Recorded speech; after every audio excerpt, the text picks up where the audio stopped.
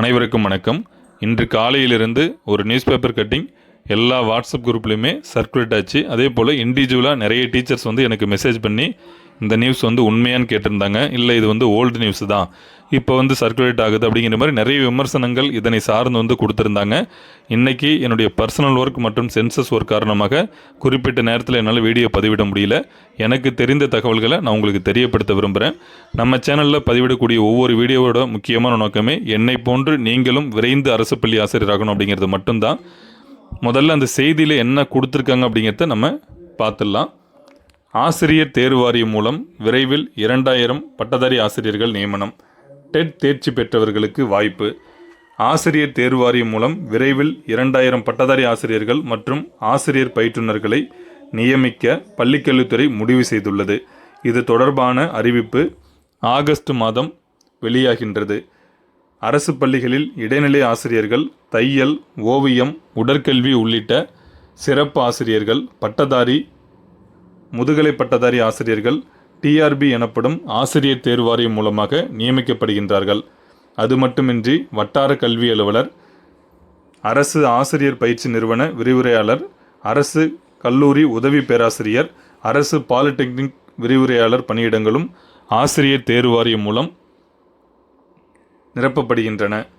தற்பொழுது அரசு பள்ளிகளில் 18,000க்கும் மேற்பட்ட ஆசிரியர் பணியிடங்கள் காலியாக உள்ளன.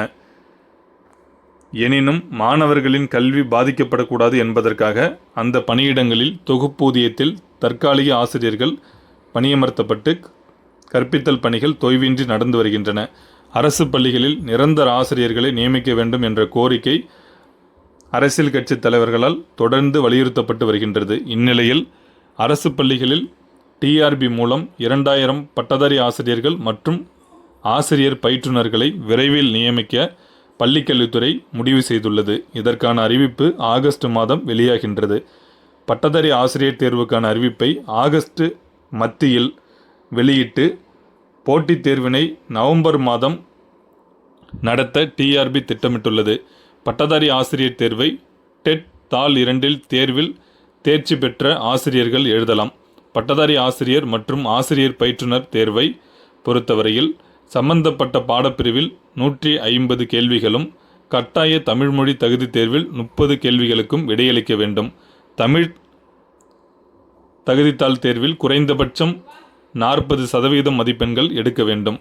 தமிழ் தேர்வு மதிப்பெண் மெரிட் பட்டியலுக்கு எடுத்துக்கொள்ளப்பட மாட்டாது என்றாலும் இதில் தேர்ச்சி பெற்றால் மட்டுமே விண்ணப்பதாரரின் பாடத் தேர்வு விடைத்தாட்கள் மதிப்பீடு செய்யப்படும் என்பது குறிப்பிடத்தக்கது.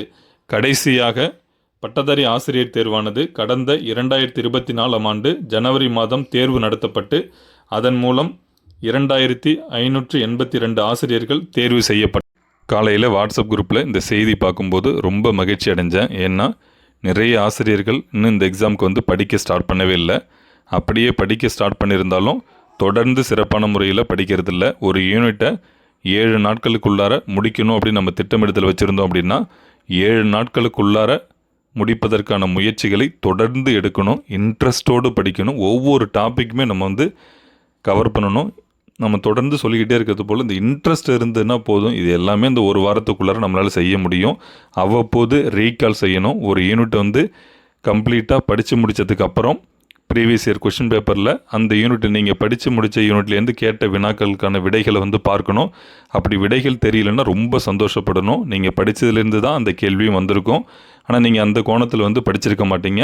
அப்போ நம்ம பிழைகளை சரி செய்து கொள்வதற்கு ஒரு வாய்ப்பு உங்களுக்கு கிடச்சிருக்கும். அதை சரி செய்து கொண்டு அடுத்த யூனிட்டில் அதே தவறு நடைபெறாத வகையில் நம்ம பார்த்துக்கிட்டாலே போதும்.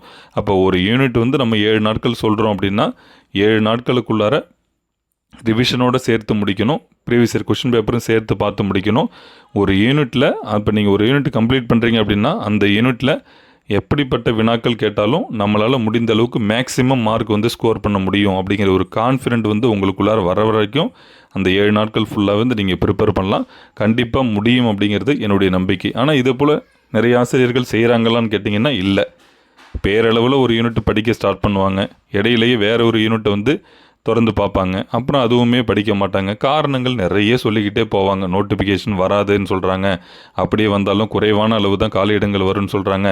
இன்னும் நிறைய காரணங்கள் சொல்லிக்கிட்டே போவாங்க. தயவுசெய்து இது மாதிரியான காரணங்கள்லாம் சொல்லவே சொல்லாதீங்க.